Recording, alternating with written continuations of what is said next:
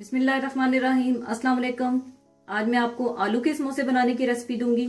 सबसे पहले समोसों का आटा गूंदने के लिए हमें चाहिए मैदा आधा किलो, 1 टीस्पून नमक, हाफ टी स्पून अजवाइन, हाफ टी स्पून जीरा। इन दोनों चीजों में से अगर आप एक चीज डालना चाहते हैं तो एक चीज डाल लीजिएगा, सिर्फ अजवाइन या सिर्फ जीरा।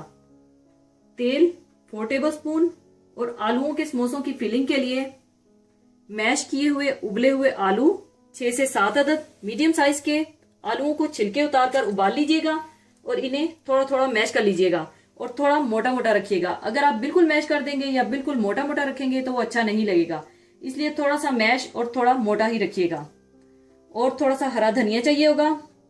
मक्खन 4 टेबल स्पून, हल्दी 1/4 टीस्पून, कसूरी मेथी 1 टीस्पून, सफेद जीरा 1.5 टीस्पून, कुटा हुआ धनिया 3 टेबल स्पून, कुटी हुई लाल मिर्च 1.5 टीस्पून, नमक 1 टीस्पून या हस्बे जरूरत, कुटा हुआ अनारदाना 2 टेबल स्पून। अगर आपको थोड़ा सा खट्टा पसंद है तो आप इसमें 2 टेबल स्पून कुटा हुआ अनारदाना शामिल कर लीजिएगा। ये ऑप्शनल है, अगर आप नहीं डालना चाहते तो ना डालिए।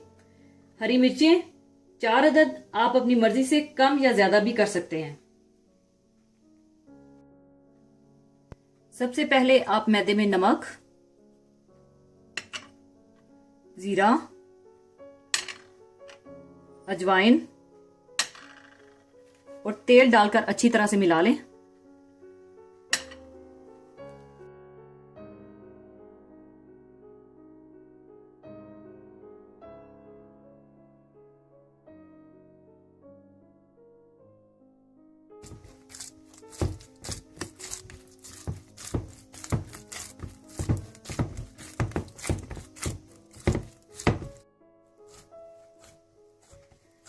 अच्छी तरह आटा गूंदने के बाद आपने इसे कवर करके रख देना है और 15 से 20 मिनट आपने इसे रेस्ट दे देनी है।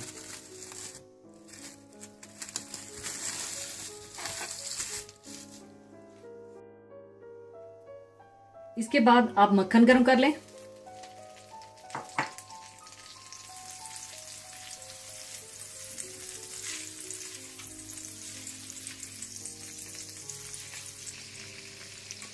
मक्खन गर्म करने के बाद आप इसमें जीरा, कटी हुई सब्ज मिर्च, हल्दी, कुटा हुआ धनिया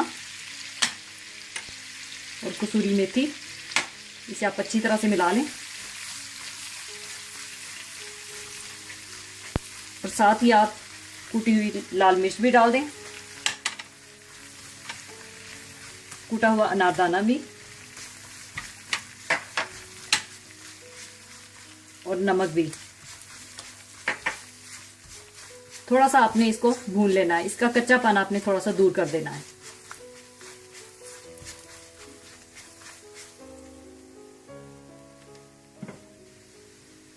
इसके बाद आप इसमें मैश किए हुए आलू भी डाल दें।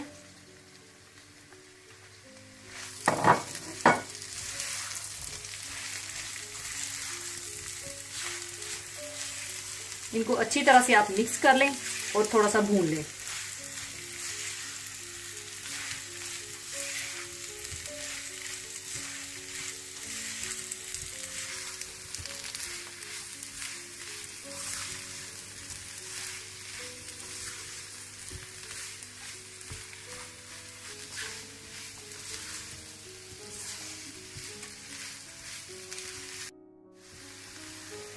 पाँच मिनट भूनने के बाद आप चूल्हा बंद कर दें और इसे चूल्हे से हटा लें। और इसमें आप हरा धनिया भी डाल दें।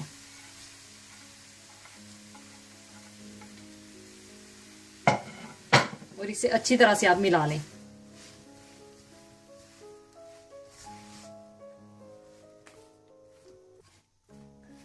अच्छी तरह मिलाने के बाद आप इसे ठंडा होने के लिए छोड़ दें।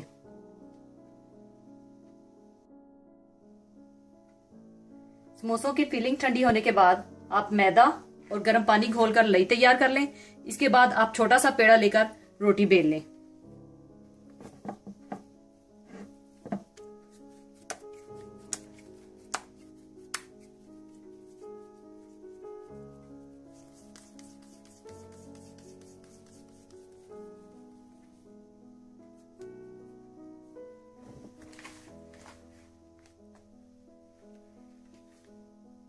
पहले थोड़ा सा खुशका डाल लें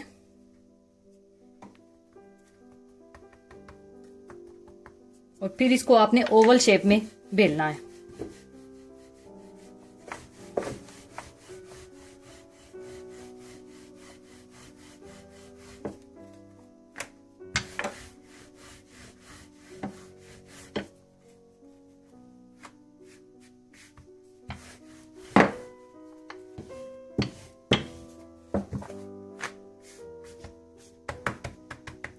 इस तरह थोड़ा सा लंबा बेलने के बाद आपने दरमियान से काट लेना इसको।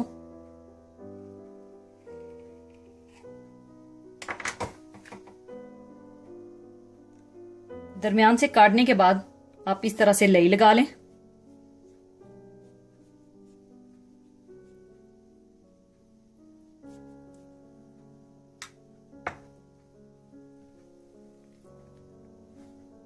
इसके बाद आप इसमें स्टफिंग डालें।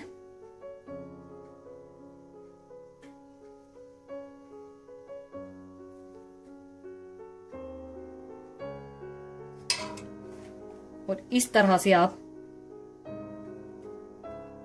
इसको बंद कर दें, अच्छी तरह से सील कर दें और फिर उठाएं। उठाने के बाद फिर लई लगाएं ऊपर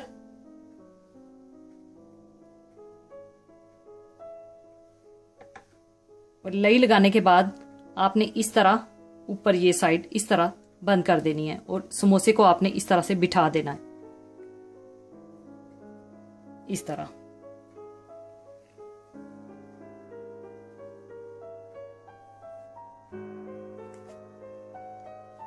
इसी तरह से आप सारे समोसे बना लें।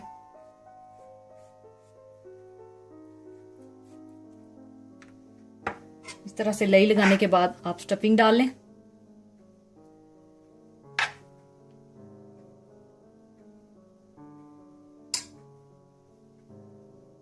इस तरह से बंद करें।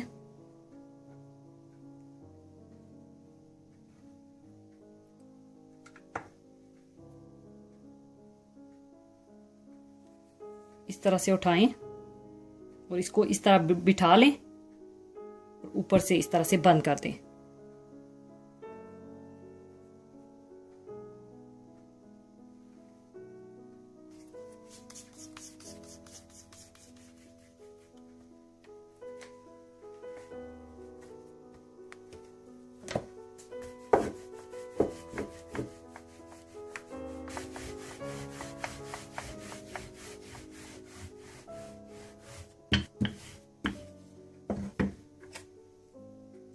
इस तरह फिर बेलने के बाद आप काट लें।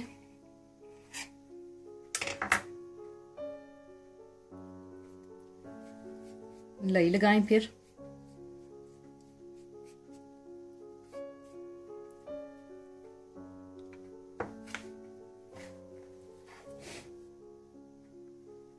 स्टफिंग डालें। इस तरह से बंद कर लें। बंद करने के बाद इस तरह उठाएं और इसको बिठा दें।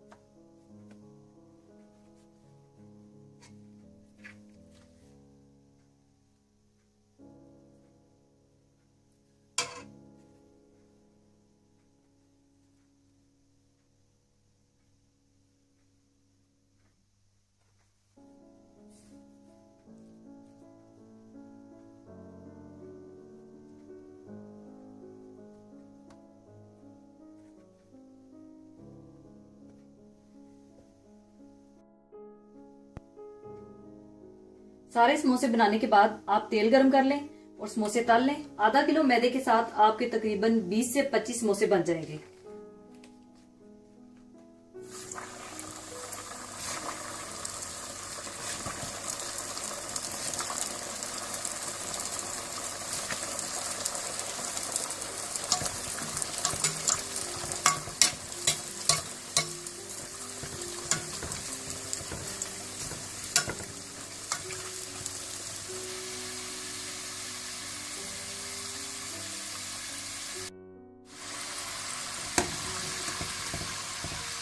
पकने के बाद आप इन्हें निकाल लें।